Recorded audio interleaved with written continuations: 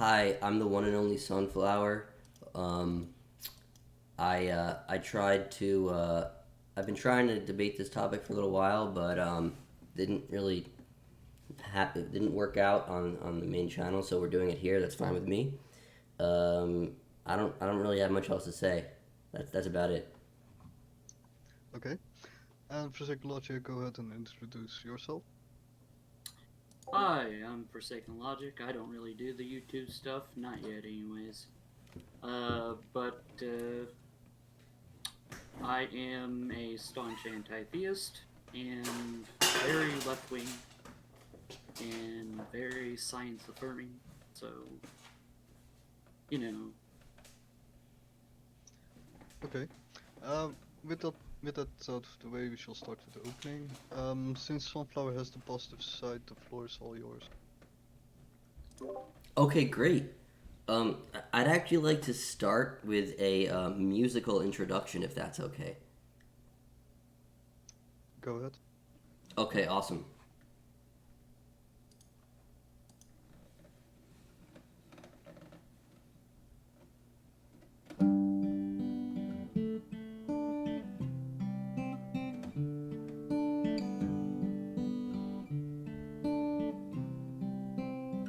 I would have given you all of my heart, but there's someone who's torn it apart, and he's taken almost all that I've got. But if you want, I'll try to love again. Baby, I'll try to love again. But I know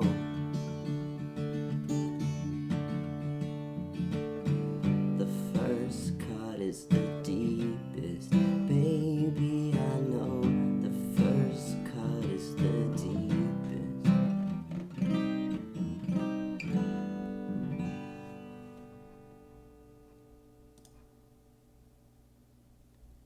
Thanks so much, everyone. Ladies and gentlemen, boys and girls, I am the one and only Sunflower, and today I have come to you to explain why premarital sex is harmful. And so I'm going to do just that. Now, people will probably expect that I'm going to focus on and, invoke things like STD risk, accidental pregnancies, and, illegitimate accusations of assault, whether that be to a miscommunication or malice from the accuser. But, while these things do make casual and premarital sex particularly treacherous, it's not going to be the focus of my argument. I'm going to focus on the effect sex has on the emotional, physical, and spiritual bond between two people, and the danger and harm that creating and building this sort of bond can have if there's no intention of commitment or compassion between the people involved. So, infidelity is the leading cause of divorce and marriage issues.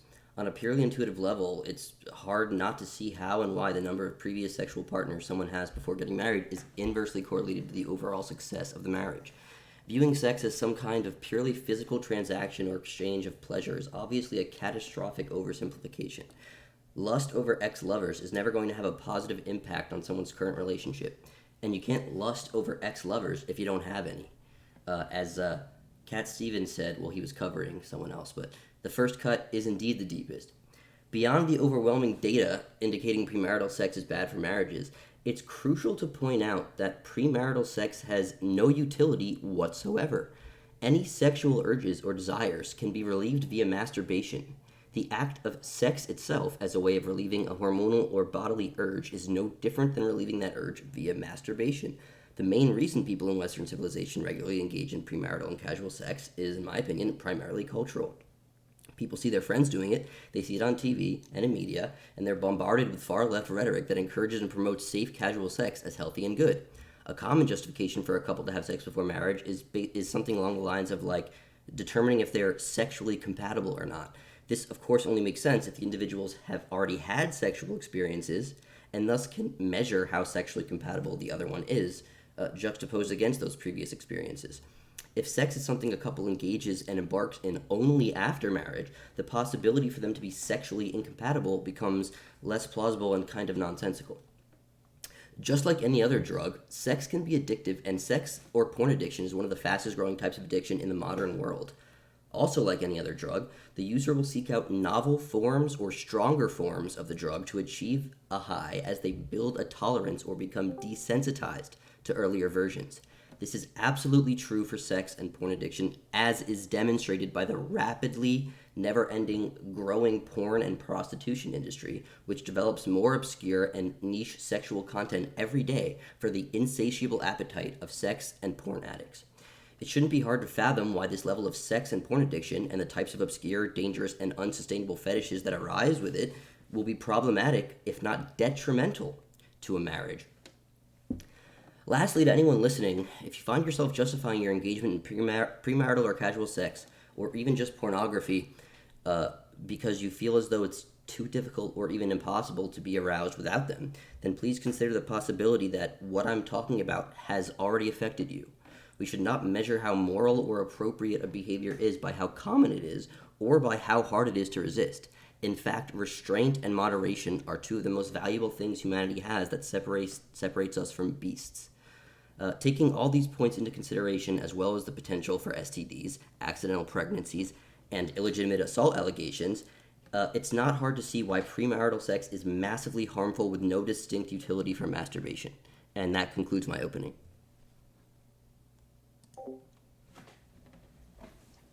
Right. With that, it's ForsakenLogic's turn to give an opening. Alright. So, what I have to say is going to be short and sweet to the point. Because, well, the fact of the matter is, pretty much all psychologists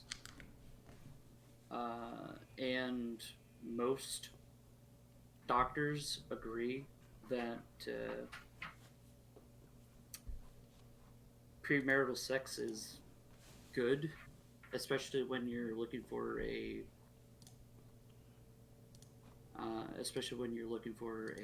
long-term partner. Mainly because sexual compatibility is a extremely big part of what makes a relationship successful.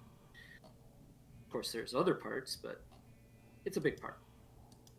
Especially when you have two people that have very high sex drives.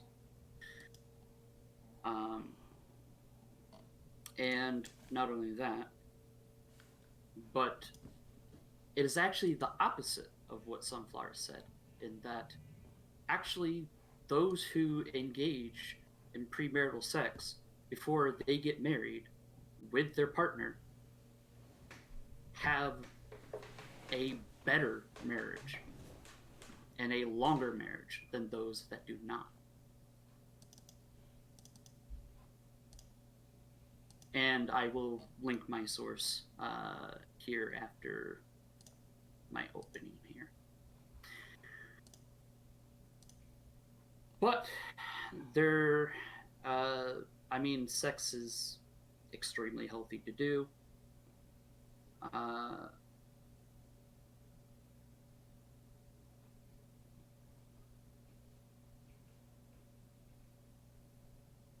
lost my train of thought. I concede my time. Are you sure? We could take a minute to get your thoughts. No, I made most of my points, so. Okay. Then we shall move on to the rebuttal round. Sunflower, you got 10 minutes to give your rebuttal. Okay, well, obviously, I'm not going to need 10 minutes. My first question would be, I would like to see that that source, because the elephant in the room there is maybe premarital sex is beneficial for couples that end up getting married, but what if you're having sex and then you break up? Okay, and then what if you what do you get into another relationship and you say, oh, well, I want our marriage to be good, let's have sex, and then you break up, and then you do this 15 times. Are these rhetorical questions? No, these are serious questions. No, I'm asking, are you asking me these questions? Yeah, I'm asking you these. I'm asking you these questions. I mean, is the rebuttal round? I don't know if there's open. we're still in the rebuttal round, so for now you can just give your rebuttal. Okay, to so it, and yeah, then so afterwards, ForsakenLogic will get open opportunity to give a counter. okay, I mean, I'm fine with answering questions if he's going to ask me questions. So. Sunflower, are you okay with that? I'm fine with that. Yeah. All right. Okay, so ask your first question. Yeah. So premarital sex doesn't like if you don't end up marrying the person, then it's gonna be harmful. Like you're referencing. No.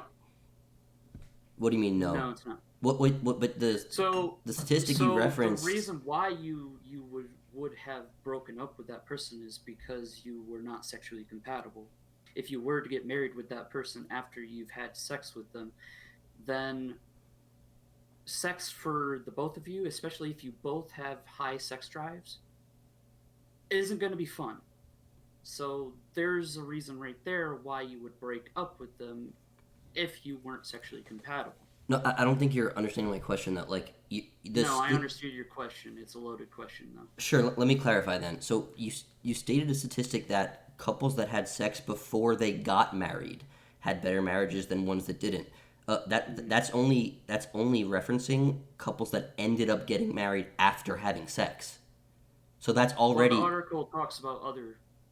Well, yeah. Well, that's what. So I'm curious about the couples that had sex and then didn't get married, and then how that affected. That's because they had sex and they weren't compatible. People break up for reasons other than sexual.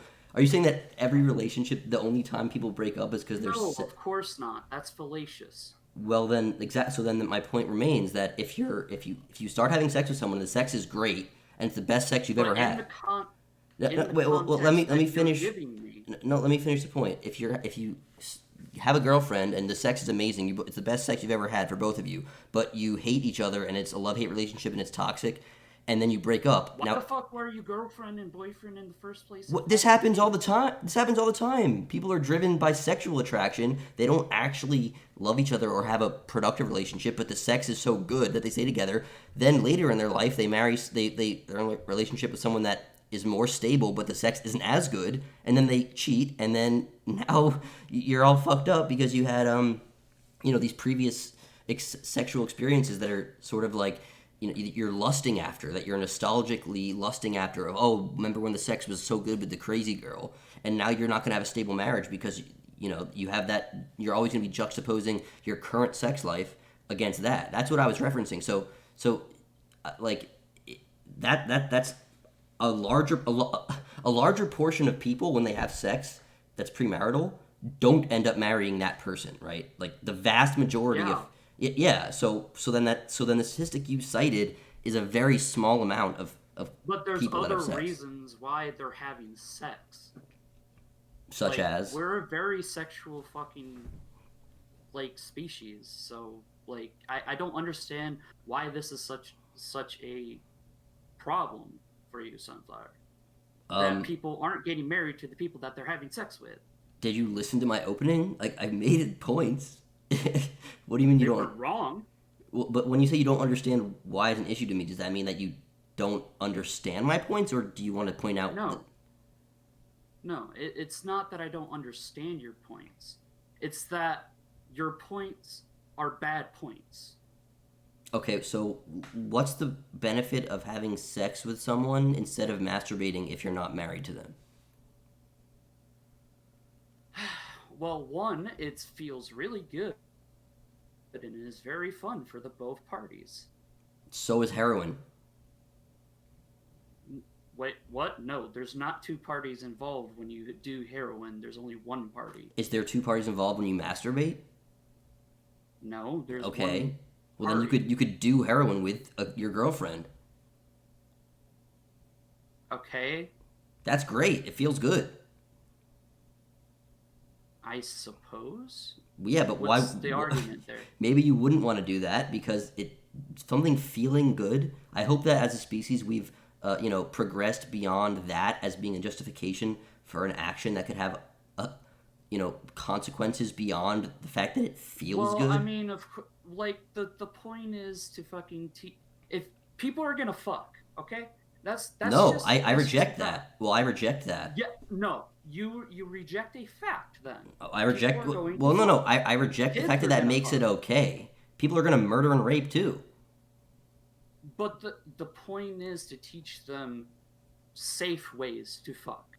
Or why don't we just But teach them not to fuck until marriage? because that's unhealthy.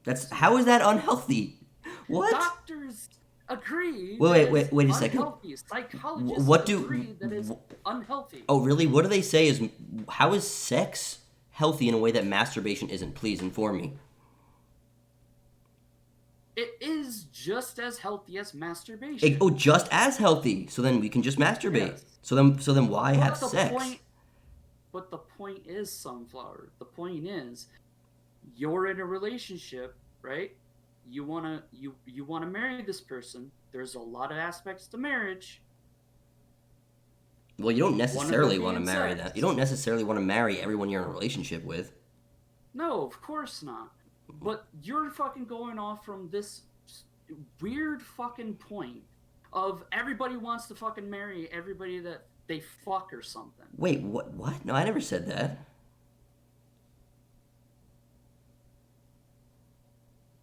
I mean, when you say something as like when you make a claim as bold as virtually all doctors and psychologists think sex is healthy, and then Not virtually all. That's the scientific consensus. okay, and then your follow up sentence is, well, it's just as healthy as masturbation. Then you're not actually. Then it's not Yeah. sex. It's just It is. okay. But my whole point is masturbation is superior because you don't end up building these emotional, lustful bonds that will then come back to haunt you if and when you do get married. That was my entire opening. I don't know if you heard what I was saying, or like it sounds like you're not. Why is lust bad? Lusting after someone you're not in a long term relationship with, in this case married, of course is bad. Why would that? How could that be good? You keep jumping around. Is this about fucking people that are in relationships, or is this not? Wait, this is about any kind of sex before marriage, which is a literal contract, not only legally but like emotionally, spiritually. Like when you get married to someone, there's a commitment involved. So sex before that commitment is it's a commodification. Well, It's trivial. So Tuss brings up a good point. So what if it's about building a You shouldn't really look at chat for emotional points bond. at this phase in the debate, but okay. I mean, that's kind of like you should be able to stand on your own, not look for other people to support your argument. That's kind of bad debate etiquette. I'm just saying, like if you want to read comments from the peanut gallery and then just like repurpose them as your own arguments, you can do that. But like, I consider that kind of like not really good faith debating. But go ahead, ask whatever you were gonna say. Yeah. Anyways, so continue with your shitty points. Yeah. So my point was that. Oh, go ahead. Just to remind you guys, no personal attacks. Right. So That wasn't a personal attack. That was an attack on his arguments. Yeah, but let's make it something more constructive. Right. So again, like, just the sheer fact that you admitted that sex isn't any more healthy than masturbation, like that kind of is a major concession to my point. Because if you're not, well, it's healthy in the term of trying to have a relationship with somebody. Well, what do you mean by that? Well, sex is a big part of relationships. Especially in this day and age where people are having a lot more sex. Well, the fact that it is doesn't mean that it should be in cases where it's premarital. Why? Well, I'm just saying it's not necessarily true. Like I could say like abuse is a big part of relationships in the U.S. Does that mean we should? No, that's no. Like no. Well, no. Your logic I'm not doesn't. let you get away with that. Well, no, I'm just using your logic. Saying something that is a No. big part of relationships doesn't mean that it should No, be a you're big. straw manning me. No, I'm not. I'm saying you stated that X is a big part of Y, and I'm asking you if that means and I'm asking you, does that mean X ought to be a big part of Y? Why shouldn't it be? That's my Because of question all the here. points that I brought up in my entire argument, my intro, like literally my entire argument is why I shouldn't be. Yeah, and they're bad points. So do you have anything else to justify that it's bad? Okay. Um, I mean, if that's your response to my argument, that's Do you have any scientific proof? Do you I have any do psychological psychological I do have examinations a study within here. relationships and shit? Yeah, I do have a study that does say couples who wait to have sex have like better results in their relationship. This is from this was published in the American Psychological Association, the Journal of Family Psychology, and it was Those fuckers. Go on. yeah, it was 2,035 married individuals, and basically the couples that waited until marriage to have sex reported relationship stability was 22% higher, relationship satisfaction was 20% higher, sexual quality of the relationship was 15% better, and communication was 12% better.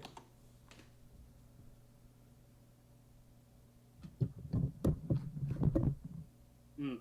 Yeah, well, my study says the exact opposite.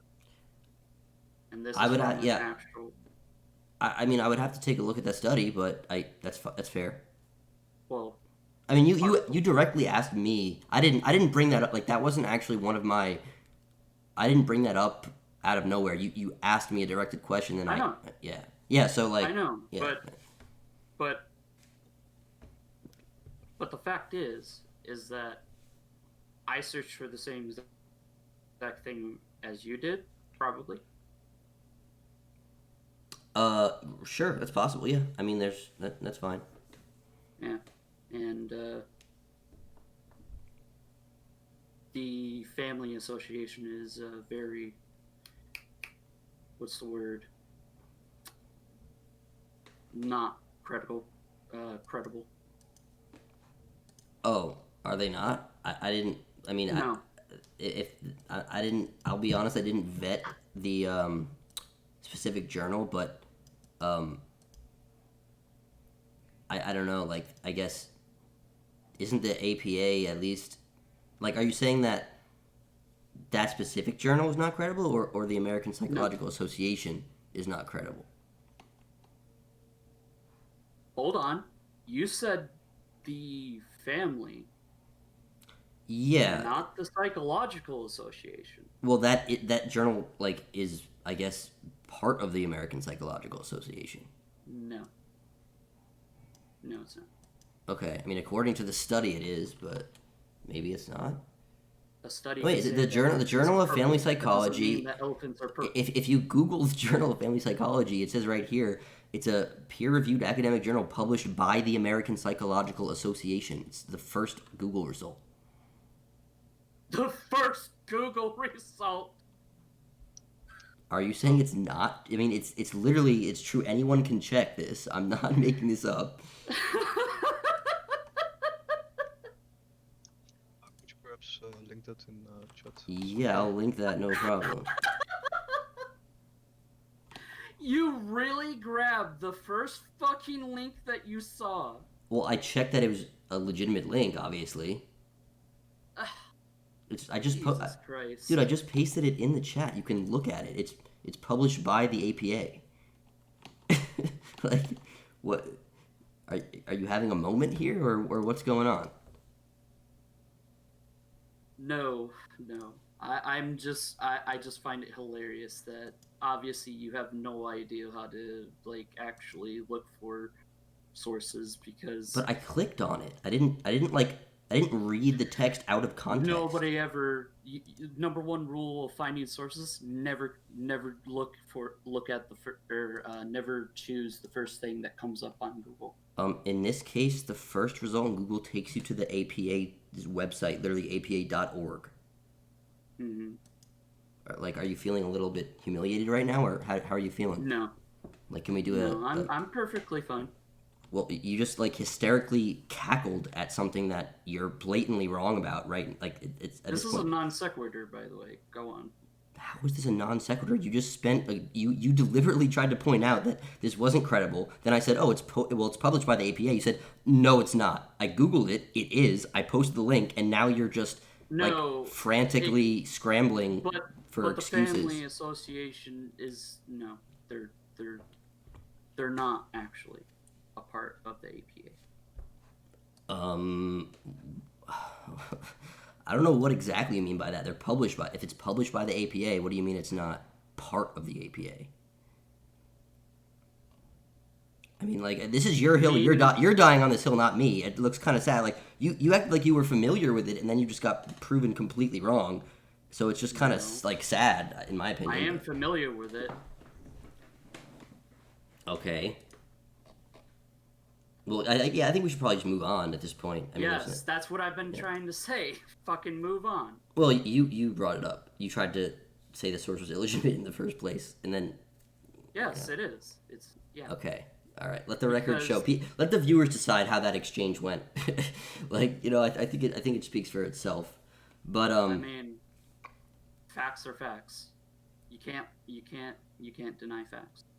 And the fact of the matter is, scientific consensus is that sex before marriage is good. By both psychologists.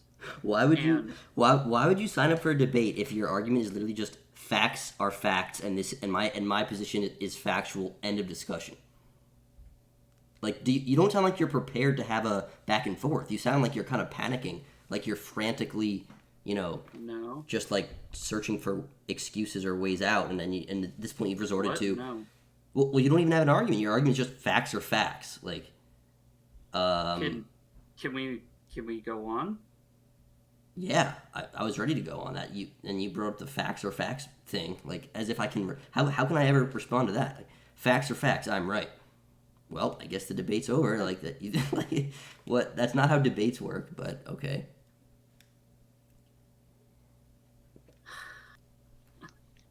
Well, it's getting derailed a bit. Shall we, perhaps for ForsakenLogic, you could give some points on why sex is healthy for to have it before marriage? Yes, I already have. I mean, all you've done is actually appeal to It is authority. good for relationships. It is very good for your own health, not only just physical health, but mental health, because it relieves stress, not only for you, but your partner as well. These are all true for masturbation. To an extent, yeah. Why? It's based on the physiological symptoms and effects of an orgasm. It's not based on the fact that you're using another human body to get there.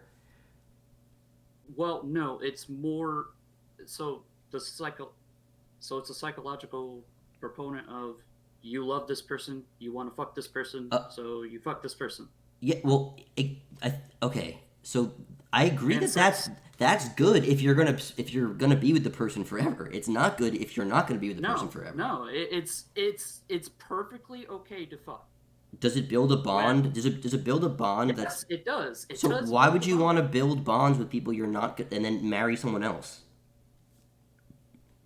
Why would you want to build sexual bonds with people you're not going to get sexually compatible? So Well, you were actually wait, what? If sex isn't a big deal for you, go ahead and marry the person. But well, you do realize the leading cause of divorce is infidelity, right?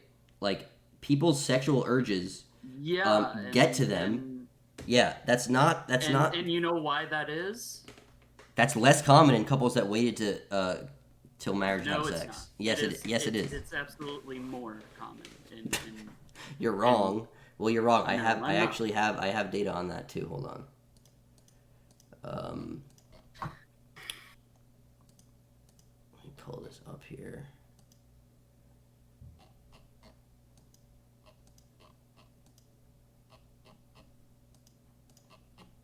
Yes, cite your right-wing data. Go ahead. Yeah, my right-wing data, yeah. Mm-hmm. I'm trying to find it. I thought... Oh, maybe I don't have it pulled up right now.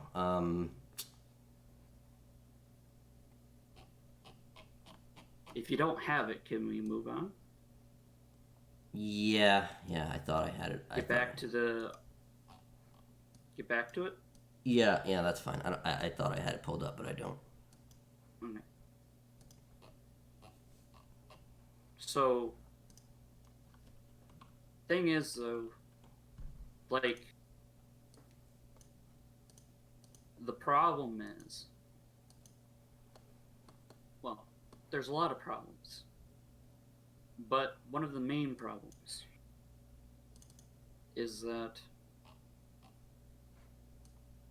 this whole ideal that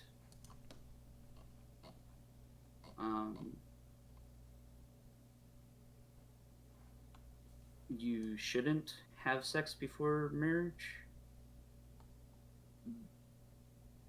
I just don't see the benefit of it. Yeah, I think it's all risk, no reward. The benefit is to know if you are sexually compatible with this person and to show them the highest form of love that you can give them. But if you've never had sex before, how would you know what sex? I have never had sex before. Okay, well, that's fine. I mean, I'm just saying, like, it seems to me like the idea of sexual compatibility only makes sense in a context where somebody's had enough sexual experiences to sort of have, like, a thorough understanding of their own. No, because what it is that your parts kind of fit good together. Oh, are you saying like you have to? No real non-articulated way other than saying that. Okay, that's fair enough. I mean, if you're actually saying like you have to find out if one person's thing like fits in the other person's body, then that's a fair point. That's not exactly what I'm saying, but like it's like wearing a really good shoe. You know? No. No? You've only wore shitty shoes? No, I just don't think that's really a good analogy. I mean, like the human body, There's just but like there's multiple pairs of good shoes. Just you find one that fits good, You find the one that fits good. Yeah, I would just say, like, I would try to find the shoe that's going to last me the rest of my life, even if it's not so comfortable at first and takes some time to break in, rather than, like, the flashy sneakers that, like, look good. What? That sounds bad. That just sounds you. What? You wouldn't, like, so you would rather have, like, $120 pair of sneakers that, like, look good and feel good for the first few months and then they fall apart and you have to buy a new one, rather than, like, some stiff working man shoes that... Sure, it takes a year to break in, but then they'll last you forever. That's what I'm after, Maybe they cost a little bit more, but those puppies will last you a lifetime. They're not just like the newest Jordans or whatever, Like they're actually like, you get some good, honest, hand made leather soles. You got to break them in. They're not going to be comfortable at first. Once you break them in, they fit like a damn glove. Never need another pair of shoes for the rest of your life. I'm just trying to use the shoe analogy to make you understand that... You're trying to use the shoe analogy as someone who's never had sex to explain what sex is like to someone who has had sex. Wait, you've had sex before you were married? Yes. I'm speaking from experience. Right? Like, in retrospect... when I was younger and I was doing this... my experience has nothing to do with like whether or not I'm right or not. Well, yeah, that would usually be true, but when you invoke sensorial, visceral examples, it's a little weird in this context. Sex is just good with other people than it is with some people. Yeah, okay. If you've only ever had sex with one person, then you wouldn't have anything to compare that to. And I'm sure that having sex is better than not having sex. So that would be good. And you wouldn't say, "Oh, this could be better," because you don't have a basis of comparison. What? Are you using me being a virgin?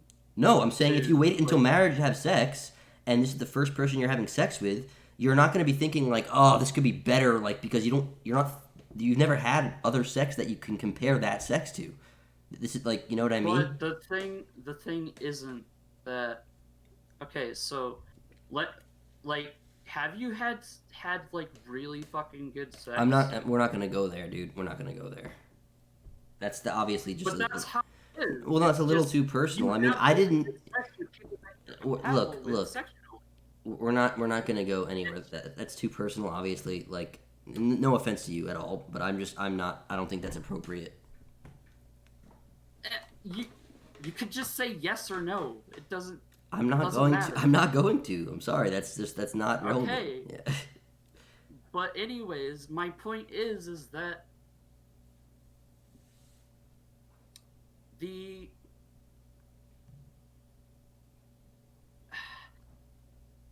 the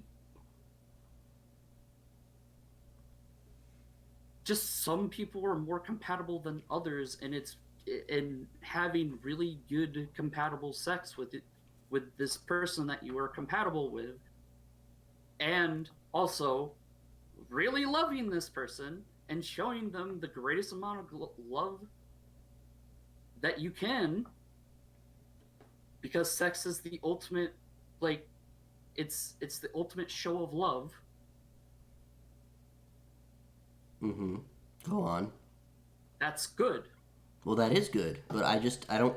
To me, like, again, You're gonna marry that person, and it's gonna be a better relationship because you two are having very good sex, well, yeah. Again, I'm releasing even more stress. so I guess what I would point out is like I'm framing this because the norm is that couples who have sex don't end up getting married. If we were operating in a world where the only instance in which couples had sex with each other was one in which they were like 99% sure they were going to get married, that would be a different conversation. Okay, we're in the world of Tinder. We're in the world of, you know, people just sex has become so casual and so trivialized What's bad about that?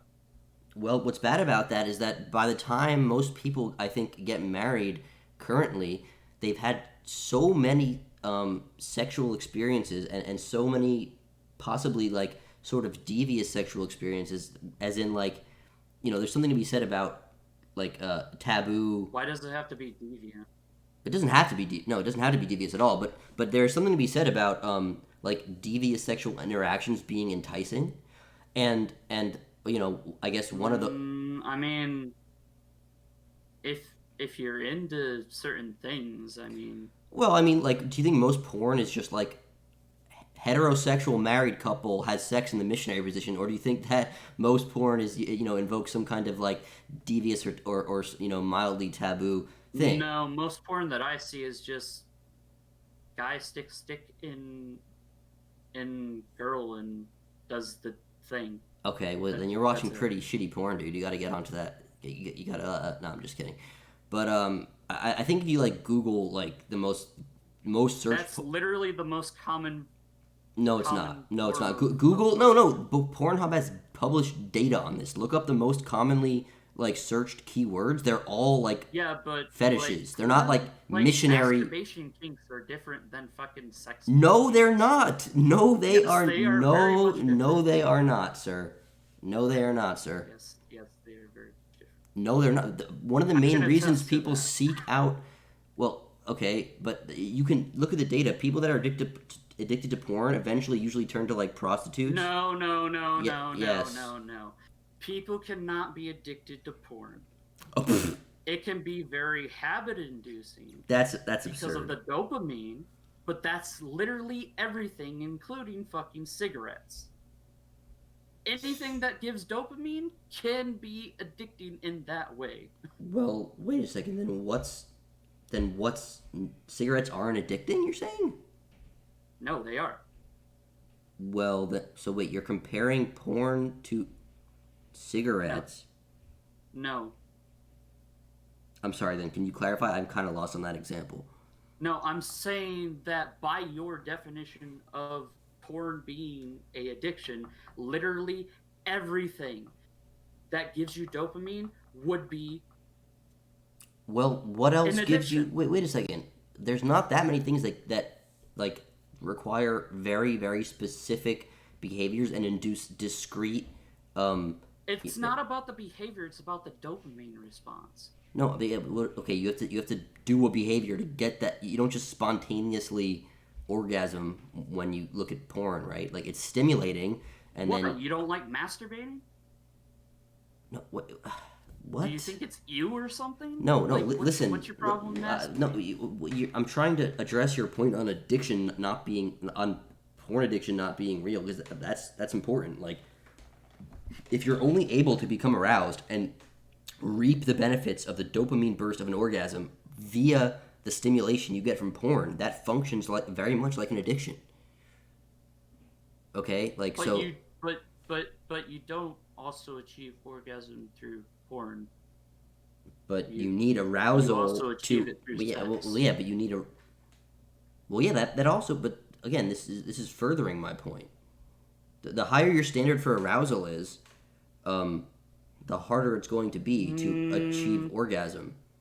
This is just true. I mean, this no, is this is this is like fairly well like I observed. mean, You don't think as people sure like for you think porn, but people like, like the kids who like saw like Playboy magazines when they were 11 in their 30s are like still aroused and stimulated by like magazines, or are they like looking up the most depraved shit on the internet that it has to offer? I mean, maybe you don't know anyone, but this is not like this is not really controversial stuff here. That like the more people watch porn and the more they have sex, the more they sort of require novel or more in some way an expansion of these things to satiate their sexual appetite. This is true for like almost everything. Like honestly, that people do. It's the same reason that yeah. you So know everything's an addiction. Yeah. no, because reading books doesn't give you discrete bursts of dopamine that the same way Right. orgasms I'm do. saying that no, you're wrong because everything is not an addiction just because it gives you fucking dopamine. Discrete bursts of dopamine? What else does like an orgasm's a physiological thing. Like it's not all in your head, right? There's physiological things happening when you have an orgasm. So yes, that like you can absolutely be addicted to that feeling, and if you can only achieve that feeling by being stimulated and aroused by certain kinds of graphic imagery, then that functions exactly like an addiction in my opinion. Like I don't think that's really that I mean, that's controversial. your opinion, but hey, Yeah, okay, fair enough. I mean, fair enough. Like I guess I'm not enough of an expert to truly say that like porn and or sex addiction is qualifies as a medical addiction, but I really think most people would side with me on this, and that no. it's a thing. Okay, fair enough. I mean, fair enough.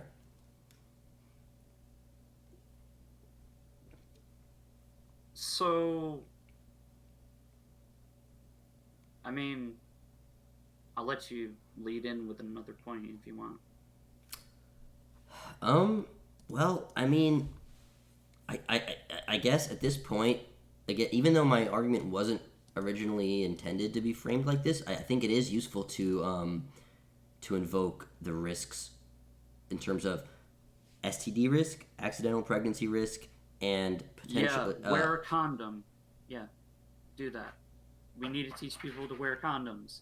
That's why Does we that have does sexual that education. does that? Okay, wait. So there's three things here. It's a three pronged trident of danger and treachery.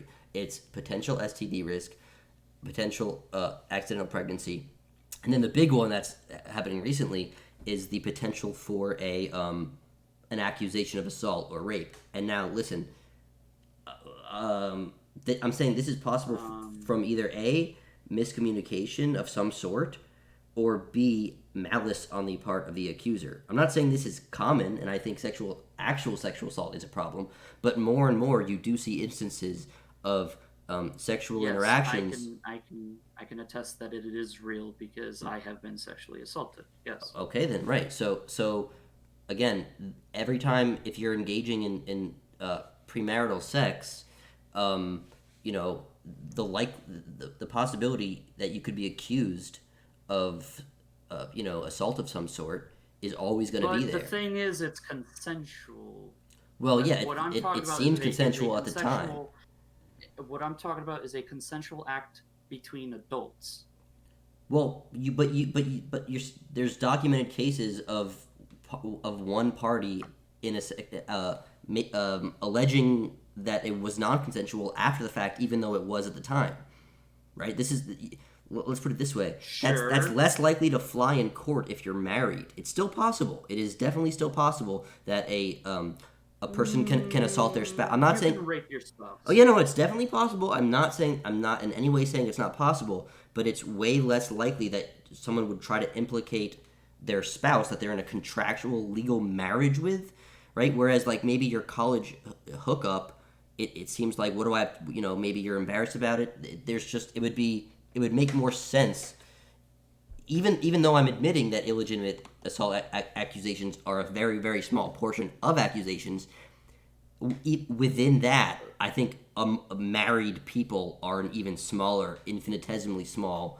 You know, the amount of married people illegitimately claiming their spouse sexually assaulted them has to be like a fraction of a percent of the amount of illegitimate sexual assault accusations. Do you?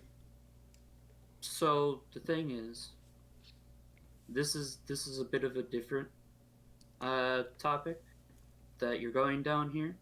But I'll How? address it real quick. It's about the harm of premarital sex. It's directly related. No. You just said something about sex in marriage, but I'll address it real quick. Well, I can. Okay. So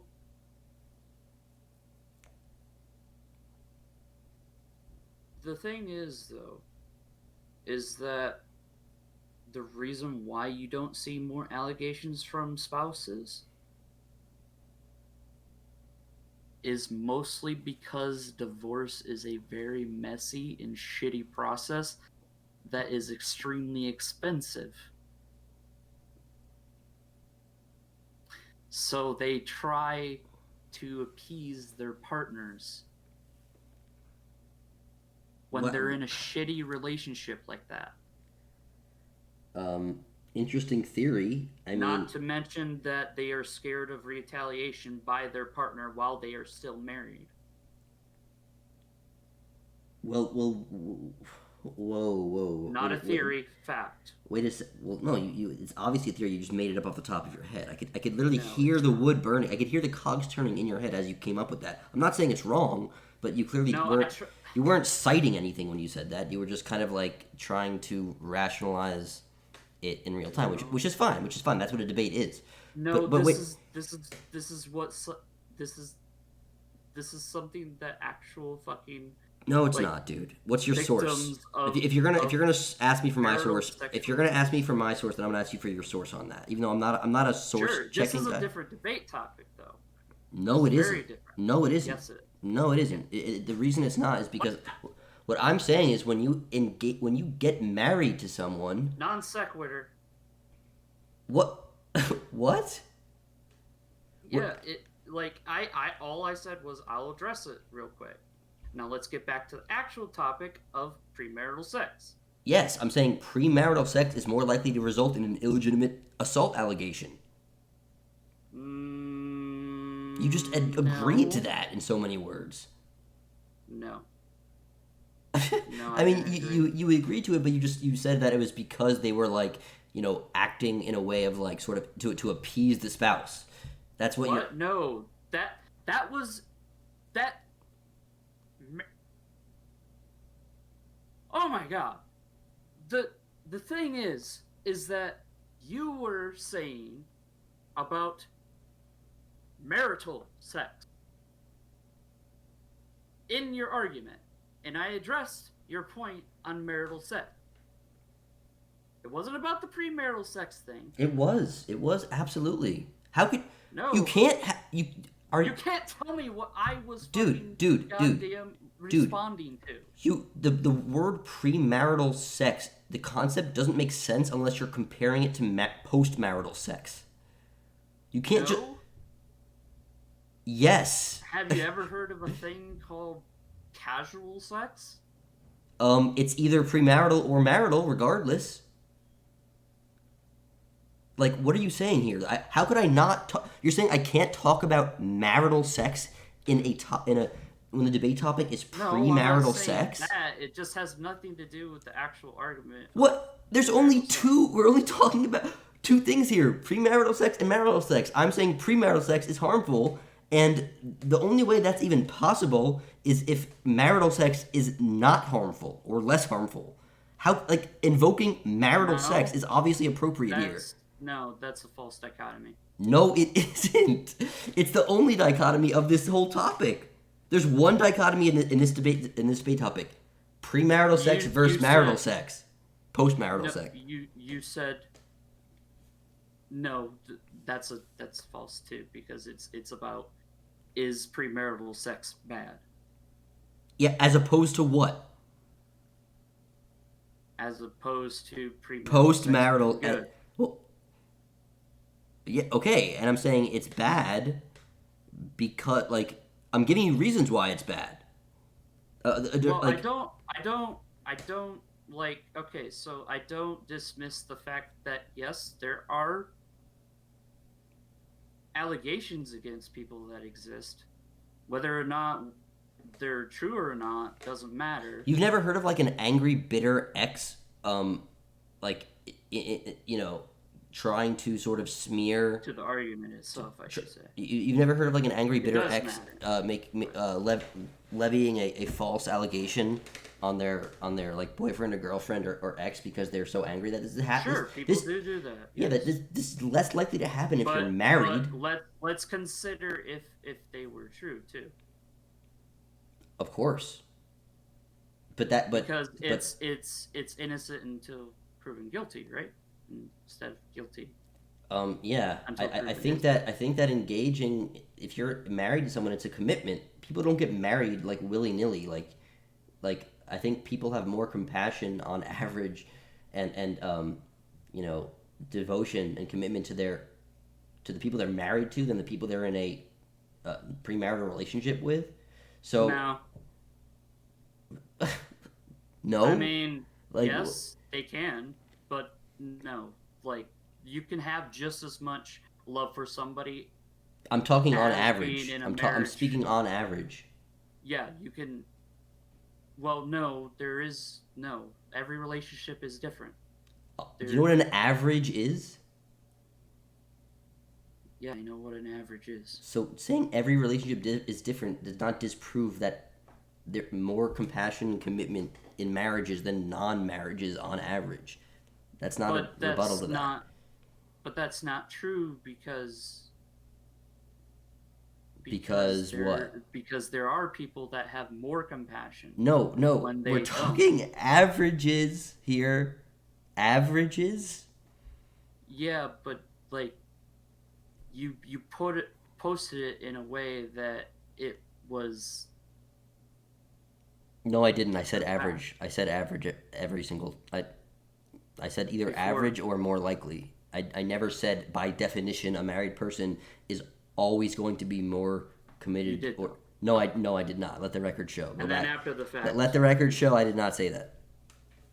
Well, you did. Well, But I didn't. But okay. then after the fact, you said average and stuff. No, I But said I said it's more likely at first, which is the same. It's basically the same thing as invoking the average, right? If 60% of married couples have more commitment and compassion, and 40% of unmarried do, and I say it's more likely that a married couple will have this, that's essentially saying the exact same thing as saying more on average. More likely, more on average, they're the same thing. They're not the same concept there. Whatever, dude. Look, man, I mean, you seem like a nice person, Go on. a good guy. Just fucking next point. Go on. Why do I have to make all the points? Like, I've constructed an entire argument here. I've made several points. It seems like your main rebuttal is just like facts are facts. You're wrong. You know. Facts are facts. You're wrong. Well, I mean, hey, dude, that's a good that's if you're comfortable with that, that's good. I just based on how I think most people respond to debates and what they expect from debates, that's generally not considered like an But adequate position. the scientific consensus agrees with me. No, it doesn't. I've said this Yes, like the this. actual How fucking many experts times do. have I had to tell you that the science, like the health you're invoking, is the same health you get from masturbating? There's no more health. You don't get better health benefits from having sex with another human than you do from masturbating. But you get a stronger relationship. And that's bad if you're not going to marry the person. You don't want a stronger relationship with someone you're But not going to marry. But maybe that's the thing that makes you want to marry that person. No, that's bad. That's like building a house. What do they say? It's like building a house on faulty, a faulty foundation. Like that's not what's going to make it last. I don't give a shit what somebody's reason is for fucking marrying somebody. That's not the point. What? I don't give a shit about marriage in the first place. Why not?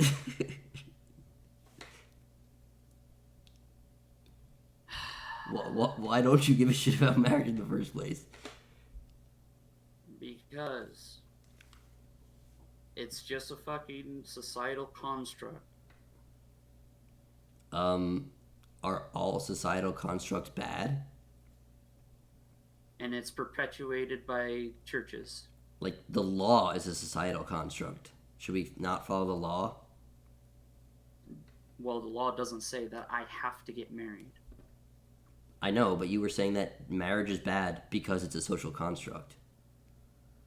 Doesn't logically follow. That is a non sequitur. I didn't say marriage was bad because it was. I just don't.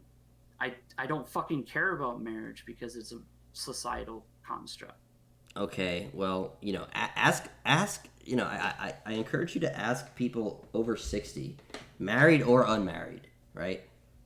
I don't give a shit what people over 60 say either. All I care about are the facts. And the fact of the matter is... Well, the opinions of people become the fact when they're overwhelmingly tilted in one direction. Most of the fucking planet's goddamn Christians. Does that make religion a fact? No! Oh, wait, I didn't say... What? I didn't say... What are you talking about? That's based... Like... No, marriage is... was basically like that. Well, you don't even have to look at it from a religious perspective. Like it's an argument of majority fallacy. No, I'm just saying like the idea of a contractual. It could be a civil union between like two gay guys. I'm not invoking the religious matrimony here. I'm saying especially as people age. I mean, if you're gonna have children, that's a whole different discussion. But even if you're not gonna have children, commit a monogamous relationship that's in Why which does it have to be people monogamous? are contractually because that's the most aligned with human nature. No, it's not. Yeah, well, not in terms of like sexual urges, but in terms of ability to be loyal to someone. Yeah, you're never going to be able to. No. You think you could just perfectly equally devote 50% of your effort and time and energy to your wife number one and the other half to the other wife? I'm sorry, that's gonna love triangles like that, or trapezoids or whatever octagons you want to build.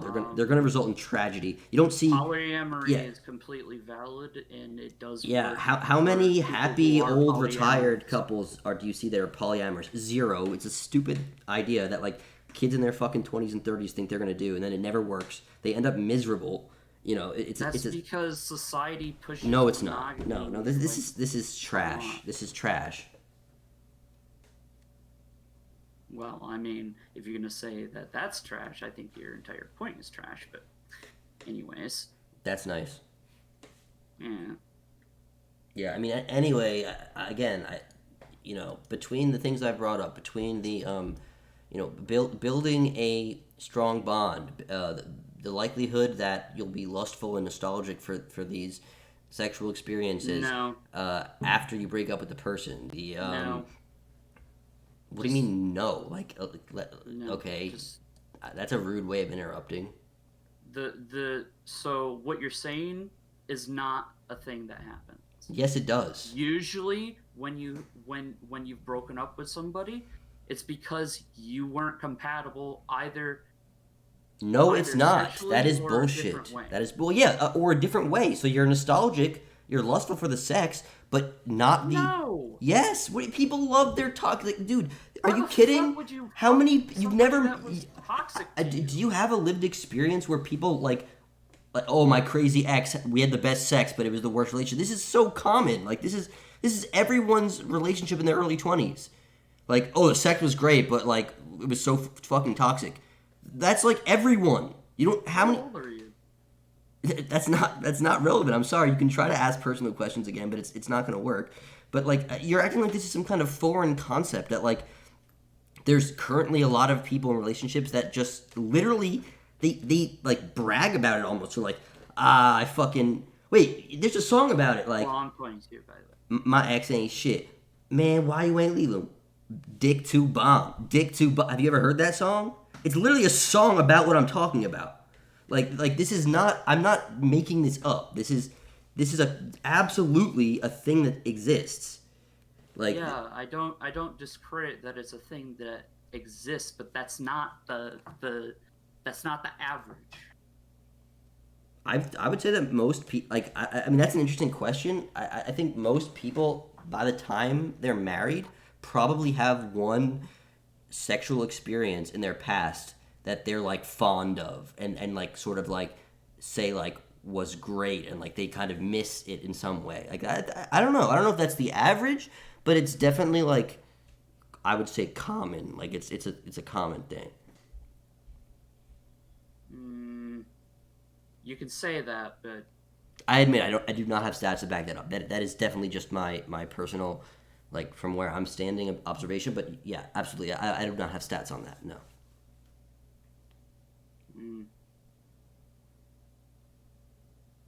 I think I've like pretty much summarized my argument here. If you want to bring up any other points, I'm happy to respond to them. But I don't really think I have anything else to invoke here. You know, in a way that I haven't already, at least. so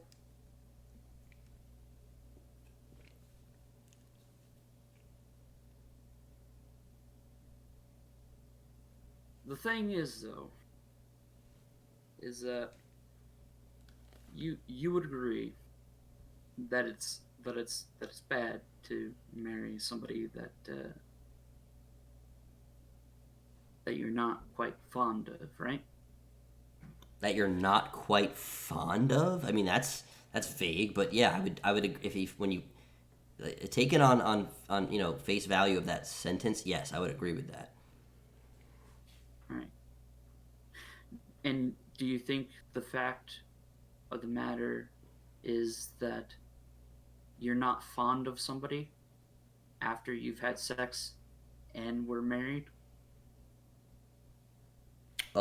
Wait, has that ever happened? I'm not gonna say Yes. no. Many. No. Sorry, no. That was a rhetorical question. I'm saying like I was saying like has that ever happened? Yeah, I'm sure it has, but I'm saying it's less likely to happen. No, that's literally the majority. Well, look, you can make up stats. I mean, this is why we have a debate, right? We try to parse out like why one side makes sense. I'm not making up stats. This is what actual people have said. No, okay, like well then cite your source on that if you want to go there. Sure, I can go look for the that fucking. Well, look, the only reason I said that is because I don't want to call it a stat. when you refer to like it's just a fact. Like, how about you just debate something on an intuitive level? You tried to source check me. I brought up two sources. Okay, I don't like doing that in debates, but I'm willing to because it sometimes comes to that. But you don't even seem to be willing to do like a intuitive discussion. It's just like, hey, no, because I'm a realist. Well, then whatever that But means. I mean, right? we can discuss if it's moral or not. Well, I mean, do you consider yourself someone capable of like analyzing certain consensuses or consensi? I don't know what the term is, and deeming them as potentially incorrect, or do you not think you have the capacity to do that? Well, the thing is, Because the consensus has been layman. wrong like countless times throughout history, right? How did we ever? Well, how do we overturn? Yeah, that's how science works. Yeah. Yeah, that's how science works. You always leave the possibility open for you to be wrong. Well, it also often works in that someone intuitively says this doesn't add up. Like, remember Bernie Madoff? Like, No. okay, well, Bernie Madoff basically had a Ponzi scheme, and like it was he was taking like millions and millions and millions from people in New York City and Wall Street, and eventually one guy just sort of said like this doesn't make sense. How could he be giving these people these returns? He intuitively looked at it. He said this doesn't seem right, and then he crunched the numbers and he exposed Bernie Madoff, and now Bernie Madoff is like going to jail forever. Like what I'm asking you is you should, if you're not capable of invoking some level of intuition or subjectivity when analyzing a consensus, then Well, you're probably not cut out for debate. No offense. And I'm not even sure what. well, Again, the consensus you're citing is not based on sex. It's based on It's based on having orgasms. It's not based on having orgasms via another person's flesh that you're in a relationship with. So you're not actually even referencing a scientific consensus. You say you are, but you're not.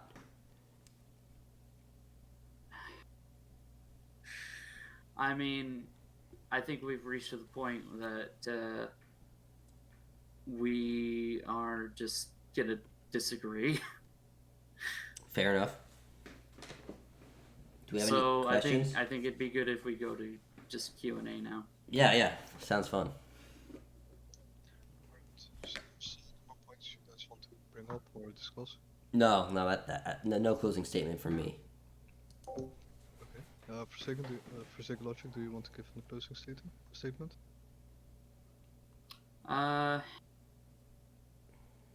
I mean,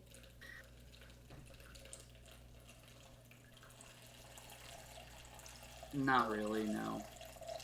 Okay, then we shall move on to the Q&A portion of the debate. Rex asked for Sunflower, do you use marriage as a shorthand for all similar / long-term relationships, or are there something, or is there something special about marriage that is important for the argument?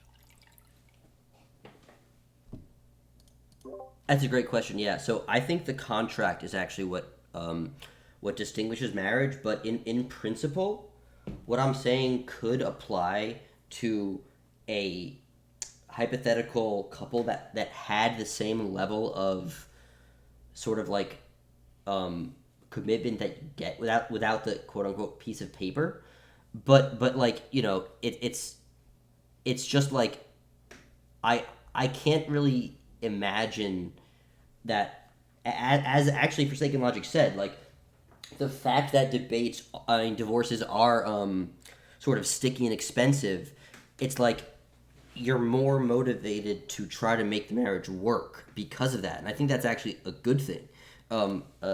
Like nearsightedness can cause people to want to toss up the papers, flip over the desk, and walk away, and then as time goes on, people often realize that's a bad idea in terms of like marriages, I would say.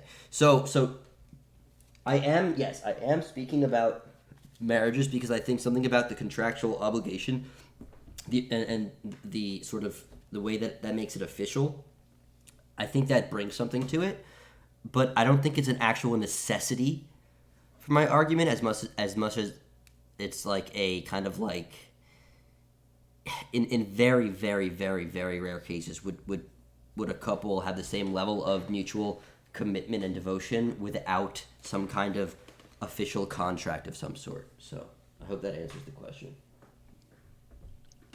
Right. Next question is. Actually, I'd like to address something in that statement. Yeah, go ahead. So, Sunflower, you said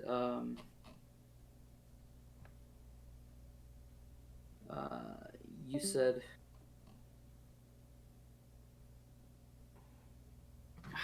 fucking A.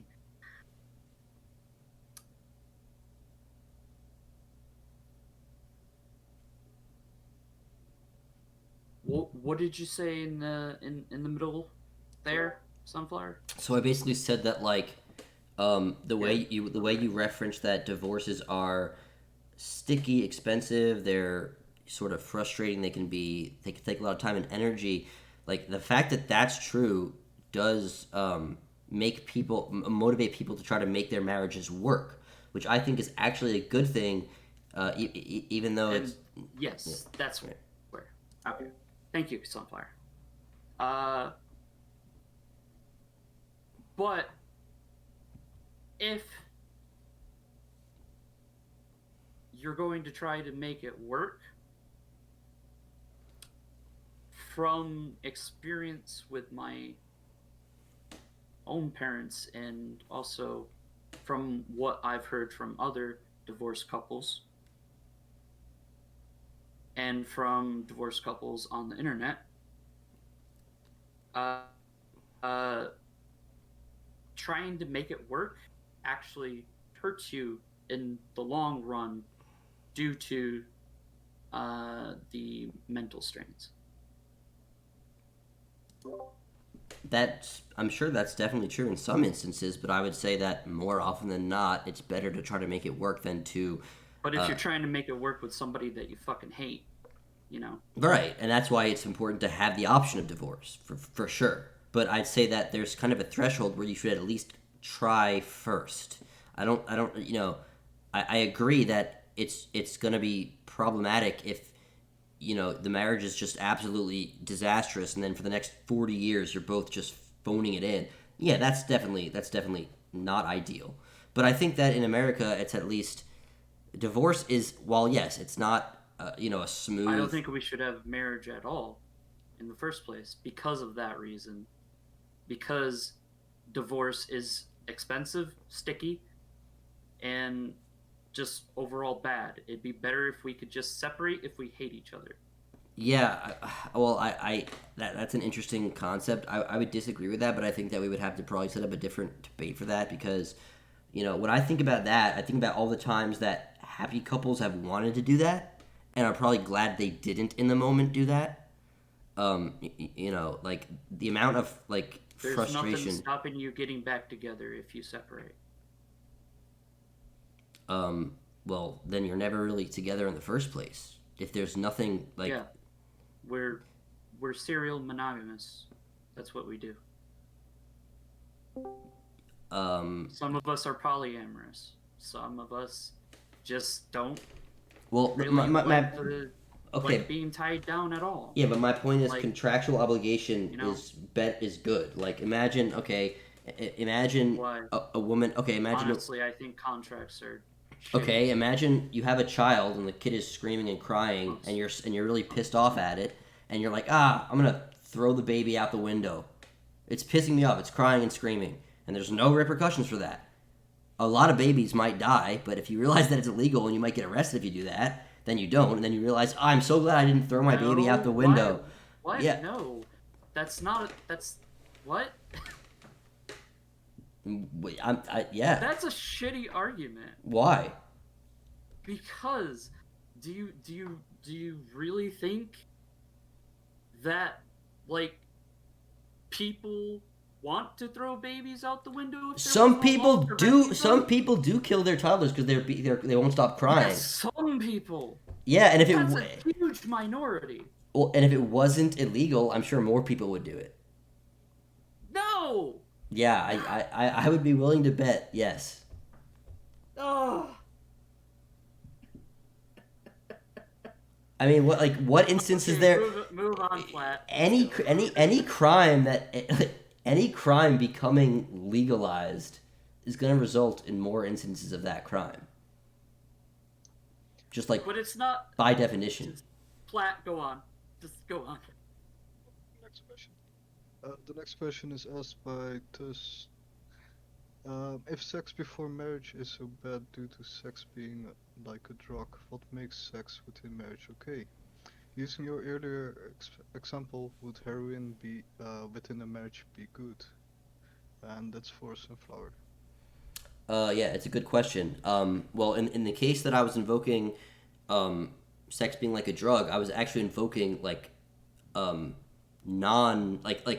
in the case of pornography or something obscure, if this is your only route to the drug, then if you're married, you would have to be unfaithful to get the high. That's why it's problematic. If you're married to someone and like you're quote unquote addicted to having sex with your spouse, that's not what I was talking about. What I was talking about is if you're already relying on certain kinds of obscure or devious or whatever you call it, sexual imagery or even just sexual relationships like prostitutes, if that's what you're already addicted to get the drug like high of sex, and then you get married, that's what's going to be problematic.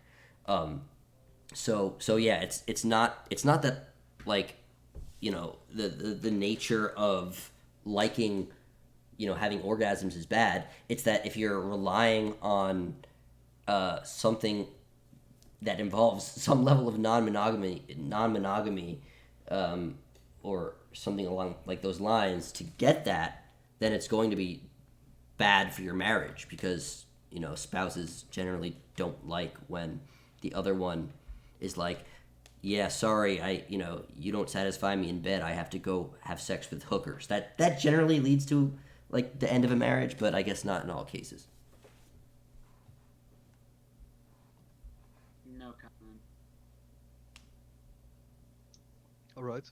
Are there any more questions you guys would like to ask to Sunflower or Forsaken Logic?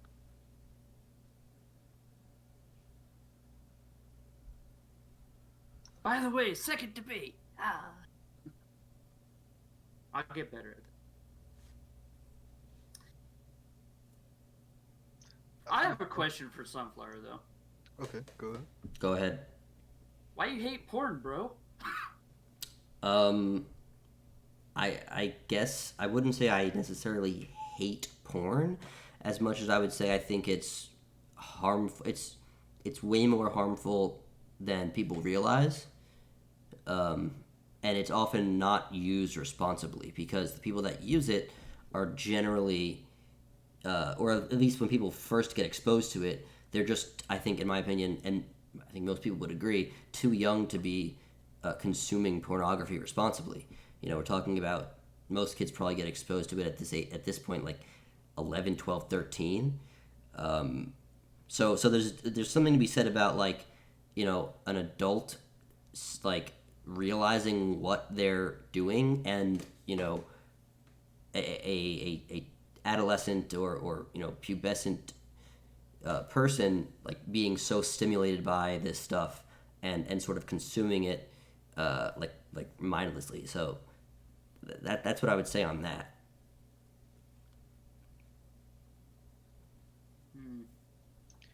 Right. I do got a question myself for Sunflower. Would you say that marriage is necessary? Like, is it possible to have a relationship without going to the point where a ritual has to be done with commitments? I think Platt is trying to say like a monogamous relationship. Yeah, so basically a normal relationship without going to the point where a marriage has to be done. You have to. Yeah, I would say it is possible, but again, I don't think that it's as likely to result in a healthy long-term relationship because it's just people in relationships, especially long-term ones, are going to have moments of like severe frustration and feel fed up and want to like walk out. And if there's absolutely literally nothing stopping you, I think that will it result in more sort of abruptly, irrationally ended relationships that then it'll be way harder to rekindle it. Whereas if sort of there's like, okay, I'm not going to actually get a divorce over this, maybe I'll just spend a weekend in the woods and then come back and be like, I'm sorry, honey, like, we like blah blah blah, like let's try to like make this work. Like I'm not saying it's not possible. I just think that the marriage contract is way more conducive to basically mediating these inevitable outbursts of frustration and like like urge to abandon ship. I guess that would be my answer. Okay, so basically you're saying that that the commitment is needed in order to be sensitive to work on your relationship. Yeah, like I think people are very, very short-sighted. If you think about people and it when they're emotional, how they would behave, um, it's often not in a way that's conducive to their long-term well-being. People get really angry, really emotional, and they do irrational things. So, I think that the fact that there's at least something there, and it's not like you're going to jail or like you can get a divorce, but if there's just a little bit of an incentive to say like, let's at least try to get through this instead of just like, well, I'm not tied down by anything. I can put my stuff in a in the trunk of my car and just leave, and that's it. I feel like that would happen. It would happen more and more often, and then that would actually be bad for humanity overall. Because especially when you get really old, yeah, having someone that has your back is so rare. Especially if you don't have kids. I mean, who's gonna like it's a sad idea, but like I imagine like you're 80, you're in your 80s, you're not married to someone, and then like you get like cancer or some illness and they can just literally disappear and like that's it. I don't know. I just feel like having that sort of like that contractual commitment I think does something. um, so I don't think it's a necessity, but I think it's way way way more likely to result in a healthy long-term relationship. I Someone at least follow up. obviously Go ahead. disagree with that. Go ahead for PsychLogic. I overtalked you there. I said I obviously disagree with that. Okay. As a follow up, at least, you mentioned about 80-year-olds. I think it's a bit irrelevant to them, Exactly. considering that for medical reasons, it's usually hard to have sex at that point. Well, no. Well, you asked me about. Wasn't your initial question of just about marriage versus non-marriage? That's what I was responding to with that. I'm just pointing out that after that age, it's probably not gonna happen anymore. Oh, sure. Yeah. Um, Yeah. Agreed. and last question for you both. Do you think sex is should be a taboo? No, I don't think sex should be a taboo. No. Um, I think the cultural normalization of casual sex. I don't really know that I would use the word taboo. I would just say it's harmful. It's like I would just say like, look, you can do that. I would never want to make it illegal. I would never want to outlaw it. I would just want to say to people like, this might seem glamorous and fun and like a good idea at the time, but I guess I would say like just like try to take everything into consideration and realize that in the long run it might not ultimately be conducive to your overall well-being. But I wouldn't try to make it like I wouldn't try to turn sex or even premarital sex into some kind of like big bad like sin, like, oh, you're gonna burn, you're a bad person, like we're gonna put a scarlet letter on you. I would just say it's like gambling, right? Or like using like experimenting with like substance abuse. It's like in your it's like, well, you can do it. It might not be so bad, but it's more likely to be bad than good. That's basically my general take. So yeah.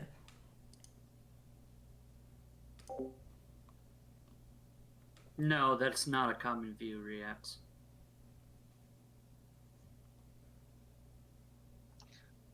Right.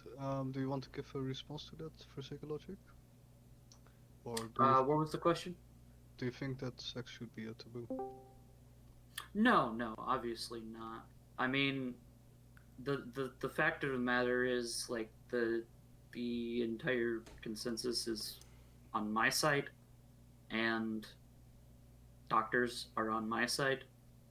So I mean, like, the facts are the facts. With masturbation, though, not with.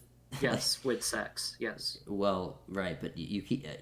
I don't know if you haven't like internalized this yet, but the science and the doctors you're referring to do not invoke sexual intercourse with another human being as being necessary for the Psychology is health. science. No, well, that's you don't have data on that either. Any health you're citing is the health of orgasms, which I agree on being like stress relieving and being having other health benefits in terms of like hormonal regulation and even they say I think they say in men ejaculation can reduce risk of prostate cancer. So all of these things I agree with. I just what you're missing is that you don't have to do it with another human being in order to get the benefits from it. So I have to bring that up again. So sorry. No, you don't have to. You should want to. But sorry. I lost my train of thought there. Right, I think with that we've gone through all the questions. Can you ask the question again so I can restate? Ask me or No, the oh, it was do I think sex should be taboo? No, of course not. No. In fact, I think we should destigmatize sex, and people are just gonna fuck. That's a fact. all right. Teenagers are gonna fuck, so we should be teaching people how to fuck safely instead of not that. I think we've gone through all the questions. So that's the end of the debate. Thanks all for listening, and thanks guys for participating. Hey, thanks so much for moderating. Platium? I don't know if I'm saying your name right. Platium? Yeah, it's Platium. Platium, thanks so much for moderating. I think you did a great job. ForsakenLogic, thanks so much for showing up and giving your arguments. It takes a lot of courage just to do that. I do think you made a few actually interesting points. But ultimately, if it's just like scientific data, I don't know that part. I'm not particularly inclined to sort of like, I guess, be compelled by. But hey, regardless, I appreciate. What, are you a science denier? No, I mean like the sort of offhand reference to it without like actually going into it and dissecting it. But anyway, the debate's over. I really appreciate you showing up. ForsakenLogic. I appreciate. I think it was mostly, for the most part, totally cordial and all that. So, hey, thanks so much, and I guess that's it. So I'm heading out. Take care, everyone. Hey, the first cut is the deepest. Anyways, yeah, you're welcome, Plat, and thank you for coming out and moderating for us.